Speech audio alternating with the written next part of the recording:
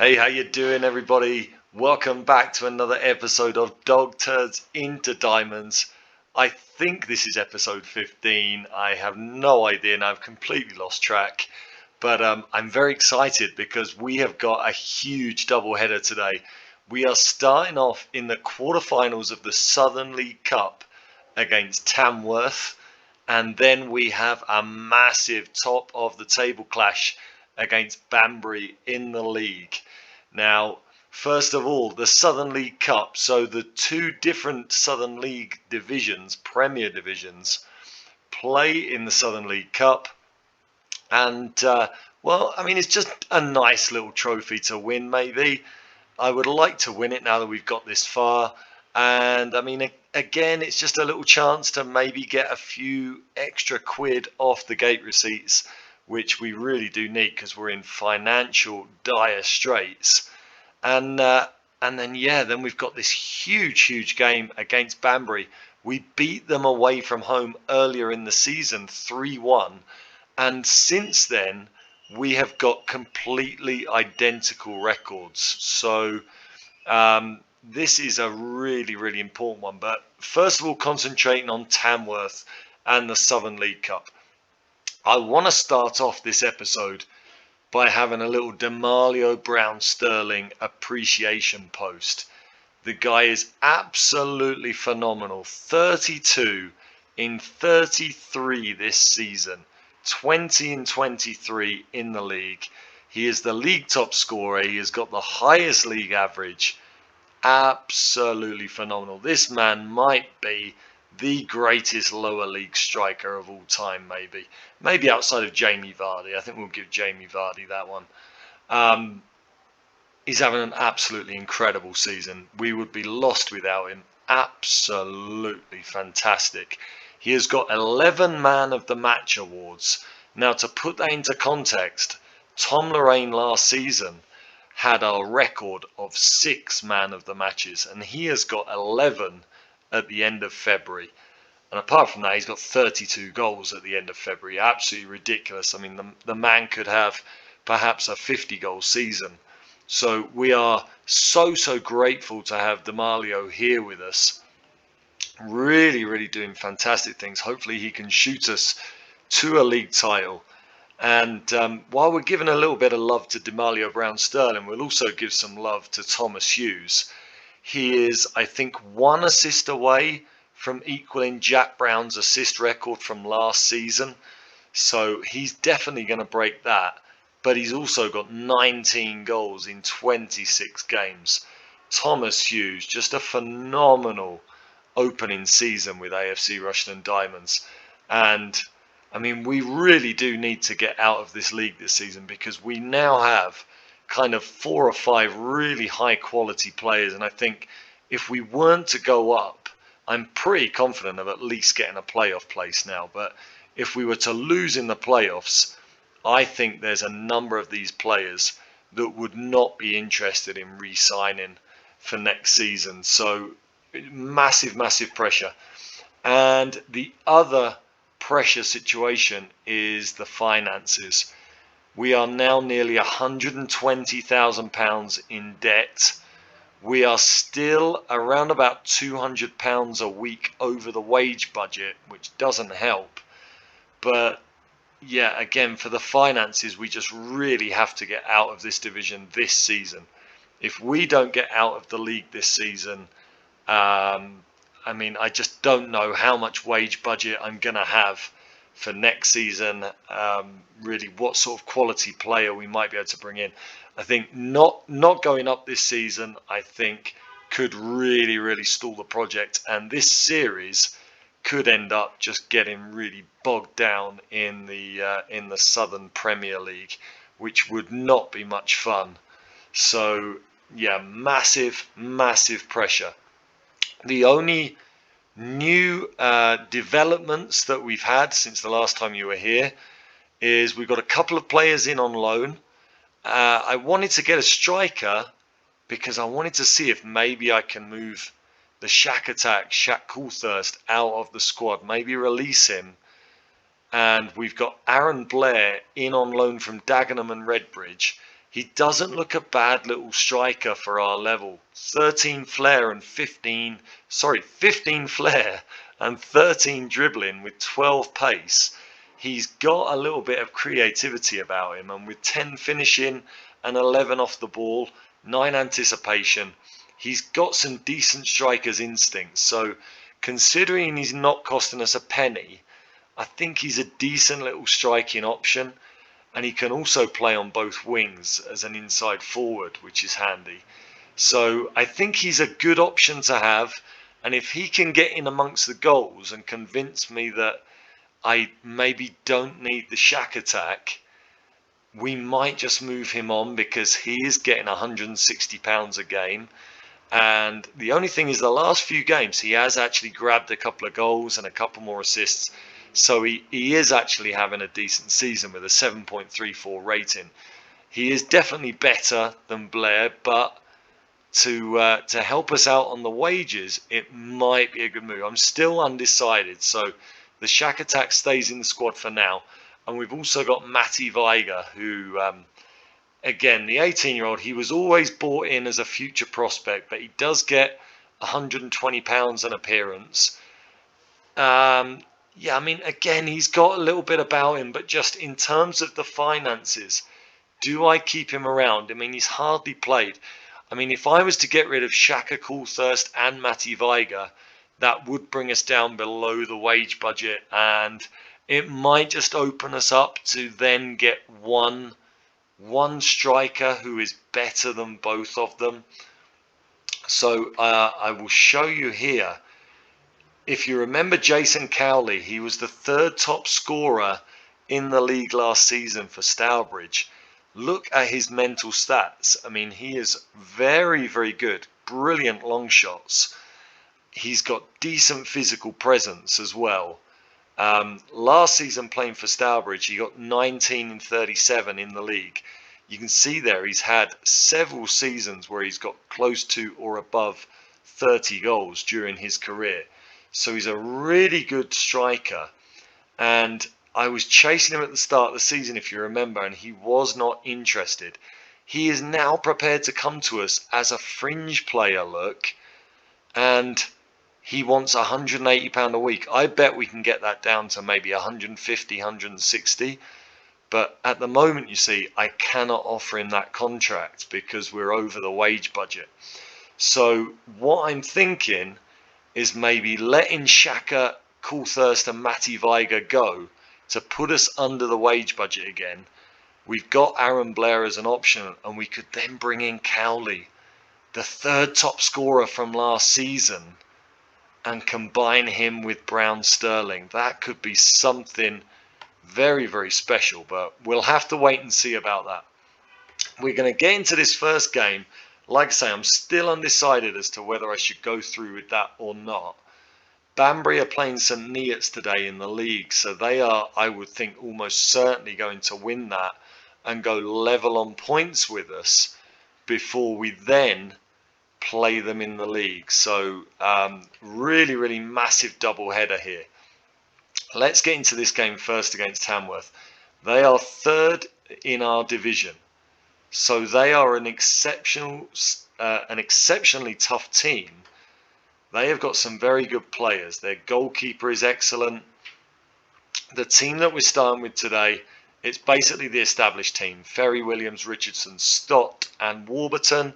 Midfield of Haseman, James and O'Hara, who have been playing very, very well together. Got really good chemistry, as you can see, between them now.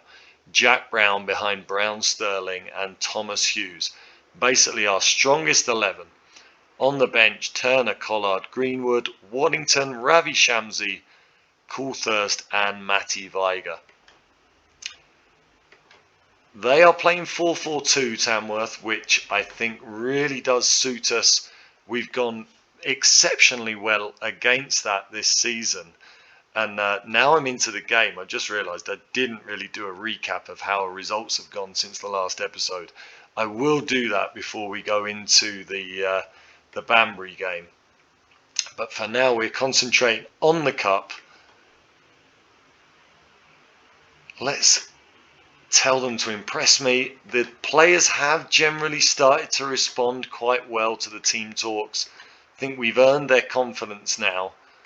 They kind of believe in what we're doing. I mean, it's sort of half the team have responded and half haven't, but compared to what it was like last season, that's actually pretty good.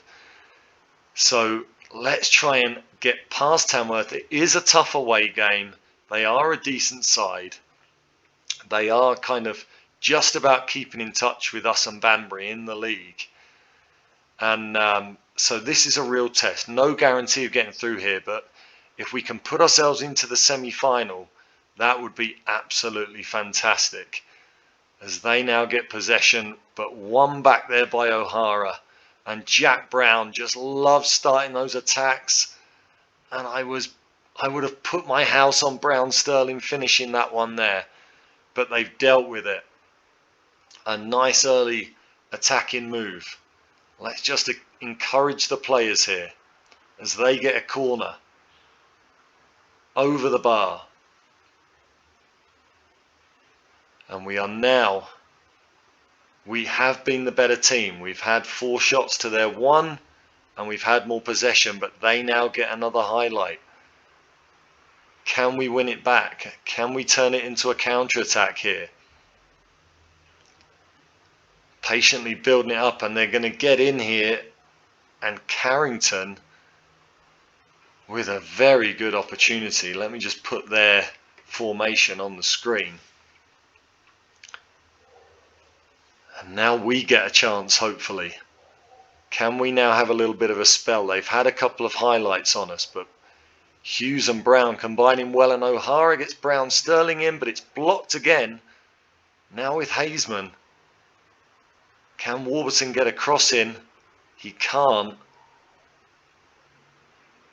But O'Hara finds him, and it is now in as Malio Brown Sterling. It's been called offside. I wondered why I didn't see an extra goal on his tally for the season, and it was actually Warburton who was offside. It was the correct decision, but it's no less frustrating. We've been far the better team here. We've had far more possession. They haven't had a shot on target. But as it stands, it is 0-0. Let's tell them they can do this. We've been the better team here. Again, not many respond, but hopefully, as we go a little bit more individual, the majority can get up for this second half. They can. I'm pleased with that. Can we now take some momentum into the second half and start to finish off one of these chances, because we've only got a 1-goal XG. We've really got to try and up the pace now as we get a corner with O'Hara. Brown Sterling can't get his head on it. Is somebody going to get the breakthrough here? Jack Brown, who's been phenomenal the last few games, which we'll talk about after this one. Now Jack Brown testing the goalkeeper there, and we've got another corner. Nice little combination between Hughes and Brown. Again, another corner that O'Hara puts into the back post for Brown Sterling, but he can't deal with it. He can't get anything on towards goal. And at the moment, this looks like it could be adding for, or heading even for extra time. Despite our dominance, all the chances, 5 shots on target, and now it looks like they might get an opportunity to score here, which would be absolutely horrible after the way we have dominated this game. And they do get the chance, but it's another one they've missed. And that should perhaps be a little bit of a warning for us. What do I change here? We're completely dominant. We get another corner. We've had a succession of them. Haseman back into O'Hara. Was he offside? He wasn't. It's back in. And now Jack Brown heads wide. Come on, boys. Don't do this to me. Come on. I don't want to see a game that we've dominated so confidently end up in maybe a 1-0 defeat or a penalty defeat or something like that. Thought Hughes might get in from Brown-Sterling's flick on there, but no. Can Haseman find a pass from here? He can. Brown-Sterling. And it's away again. Credit to them, they've defended extremely well, and now they do get in with Tate. Can we deal with it? It's another unbelievable miss from them. What shall we do here? It is just about full time. I think I need to make changes. We've got a very tired team out there. I mean, we've got key players that I really wouldn't want to take off, and players like O'Hara, who's 36 years old, absolutely shattered, but he would be a nailed-on penalty taker. And another one goes wide. Full time. What do I change here? What do I change? Come on, boys, we can do this. Don't let this slip away now. The players respond excellently. Let's see if we can just get Brown-Sterling up for the second or the first half of extra time. Now, what do I want to change here? The players are absolutely out on their feet already. Jay Williams has had a great game, but I'm going to change him out for Lewis Turner, who has been very good of late as well.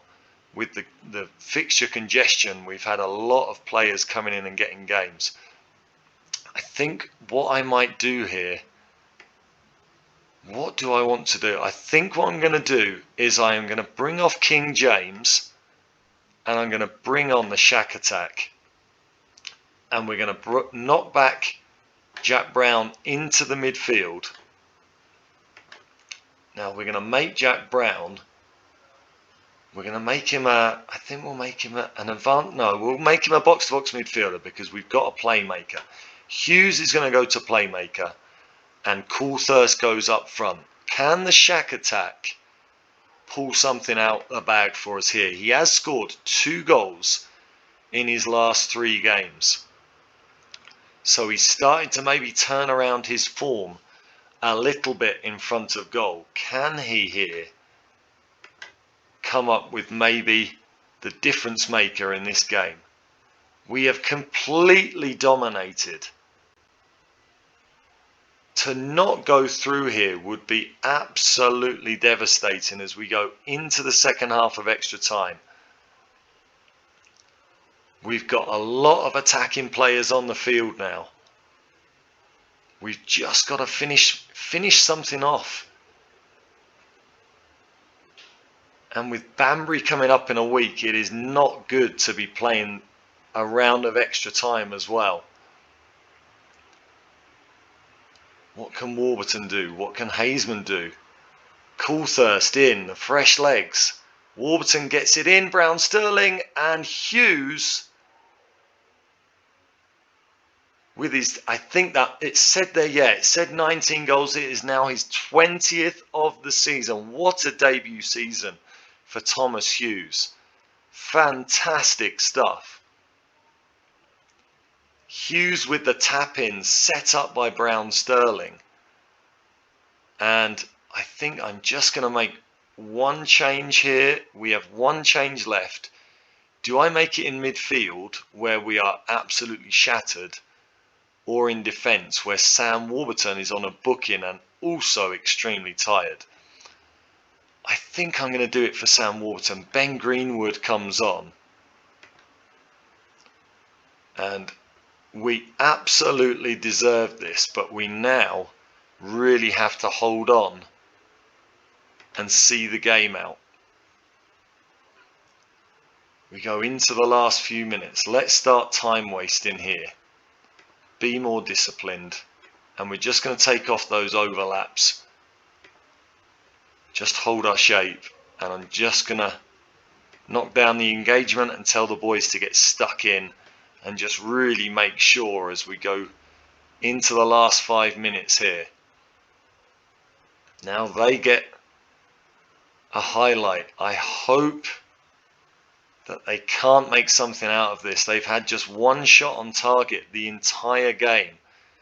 As Greenwood, with an absolutely awful clearance, almost sets them up. But it looks like we are going in to the Southern League Cup semi-finals, courtesy of a Thomas Hughes goal. It was a really good performance. Even if it had to be done in extra time, it was a really good performance. A nervy one, but a deserved one. We are going into the Southern League Cup semi-finals, and I actually didn't stop to look at the scores there. I saw that Peterborough United also won. If we just look here, the Southern League Cup, let's just click on there, the quarterfinals. So Peterborough Sports won, so that would be a nice derby semi-final, or maybe even nicer if we could keep that for the final. And then Biggleswade Town and Swindon, is that Swindon Sports? Swindon Supermarine, that's a beautiful name. So those are the semi-final places, 2 from our division, 2 from the other. And well, we are now going to go forward to the game against Banbury at home to see who takes charge of the Southern League Premier Central Division. Don't go away, we will be back very shortly in a week's time.